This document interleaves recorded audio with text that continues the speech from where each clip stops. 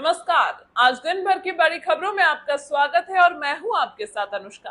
तारीख आज 17 जून दिन सोमवार और आइए बात करते हैं आज के मुख्य समाचार में देश भर की तमाम बड़ी खबरों की।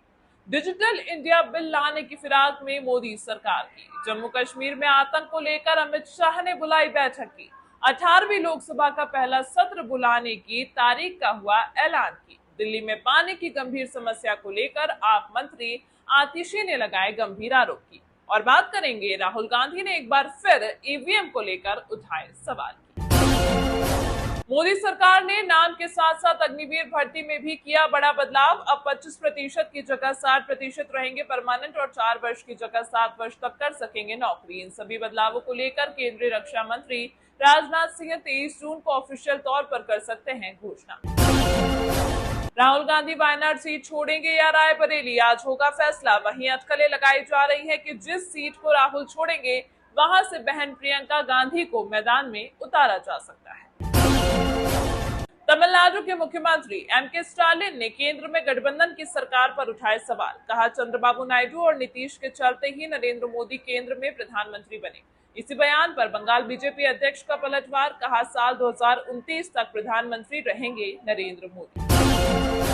मोदी के जम्मू कश्मीर दौरे से पहले अमित शाह की high level meeting. NCA, Ajit Doval और रॉ चीफ भी हुए शामिल। घाटी में आतंकी घटनाओं और अमरनाथ यात्रा की तैयारियों को लेकर की समीक्षा।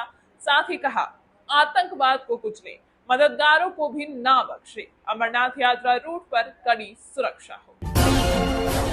डिप्टी स्पीकर पद नहीं मिला तो इंडिया गठबंधन लड़ेगा स्पीकर का चुनाव। विपक्ष को यह पद देने की परंपरा। पहली लोकसभा में डिप्टी स्पीकर नहीं था।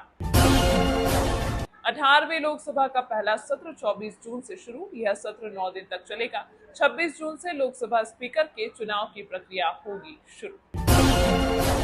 डीप फेक और कंटेंट रोकने के लिए डिजिटल इंडिया बिल लाएगी मोदी सरकार। एआई के बेहतर इस्तेमाल पर फोकस रहेगा। विपक्ष का समर्थन लेने की भी होगी कोशिश। बंगाल में फिर से सीएम ममता बनर्जी और राज्यपाल आए आमने सामने। विवाद के चलते 2 विधायकों की शपथ पर लगा ग्रहण। वहीं चुनावी हिंसा को लेकर भाजपा ने बनाई समिति। टीएमसी ने कहा, लोकसभा चुनाव में जनता द्वारा खारिज किए जाने के बाद बीजेपी ढूंढ रही बहाने। ईवीएम एक ब्लैक बॉक्स। लोकसभा चुनाव के नतीजों के बाद राहुल गांधी ने फिर उठाए सवाल। कहा, यह ब्लैक बॉक्स है, किसी को भी इसकी जांच की इजाजत नहीं। जम्मू कश्मीर में हुए आतंकी हमलों को देखते हुए एलजी मनोज सिन्हा ने हाई लेवल रिव्यू मीटिंग की। बोले, घाटी में आतंक के पनाहगारों को ना बख्शे। हाई लेवल मीटिंग में अमरनाथ यात्रा, योग दिवस और ईद की तैयारियों पर की चर्चा। बजट में लोगों को मिले इनकम टैक्स में राहत। सीआईआई ने दिए अहम सुझाव। उद्योग मंडल ने कहा, उसे नहीं लगता कि गठबंधन राजनीति की मजबूरियां प्रधानमंत्री नरेंद्र मोदी के तीसरे कार्यकाल में सुधारों में बंधक बने।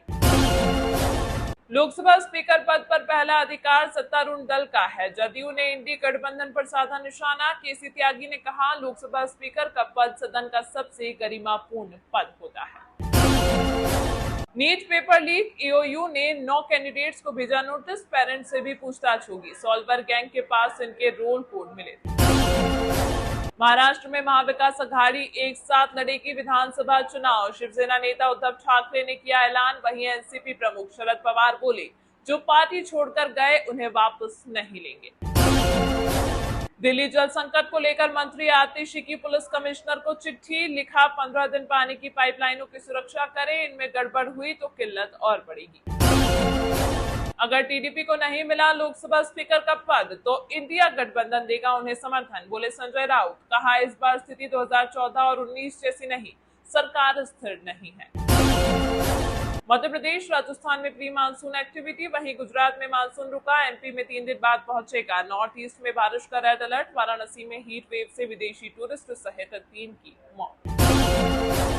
एलन मस्क से भिड़े पूर्व केंद्रीय मंत्री राजीव चंद्रशेखर। कहा, भारत जैसी ईवीएम बना सकते हो तो हम सिखा देंगे।